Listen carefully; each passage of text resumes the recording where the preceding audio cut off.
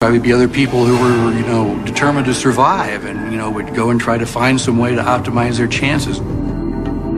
Even though there'd be little chance for survival, it's difficult to imagine that humanity would go down without a fight. Regardless of our chances, some would probably try to build self-sufficient communities deep beneath the earth.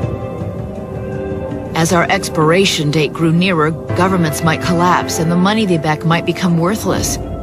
And society would have to discover a new set of rules.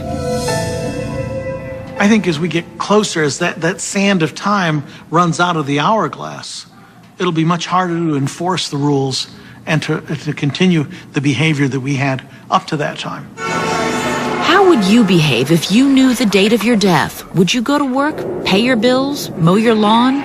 As the final days approached, would our lives descend into chaos, or would we band together and look for something more?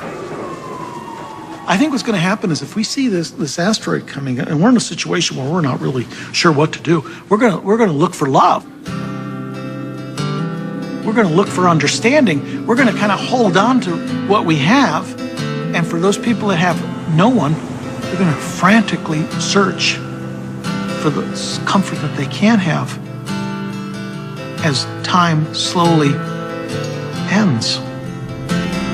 Finally, one day, all of those left on the surface would wake up and know that it was the last day.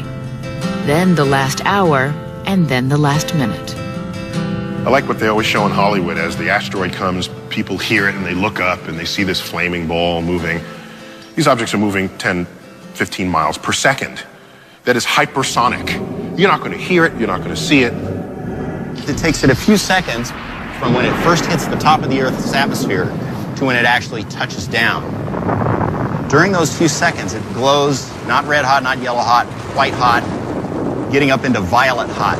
And that is so hot that if you were anywhere on Earth in the big circle of maybe 1,000 miles diameter, where you could actually see this thing coming down, the heat and light coming off of it would just burn you to death immediately. Then it hits, and it starts digging the crater. It takes a long time for a big crater to form, maybe a minute, as the Earth, what you think of as solid rock, gets splashed out by this enormous impact. There would be massive tidal waves and earthquakes, but the worst part would be the gigantic mushroom cloud of debris that would reach all the way into space. An asteroid that size is large enough to thrust large quantities of Earth's crust into the atmosphere. Within as little as an hour, even people on the opposite side of the planet would begin to feel the effects of the impact. You look up at the sky, and you might see a few shooting stars. Even as daylight, you might see a few shooting stars. Quickly thereafter, you see like 10,000 shooting stars per every square centimeter, several tens of thousands per every square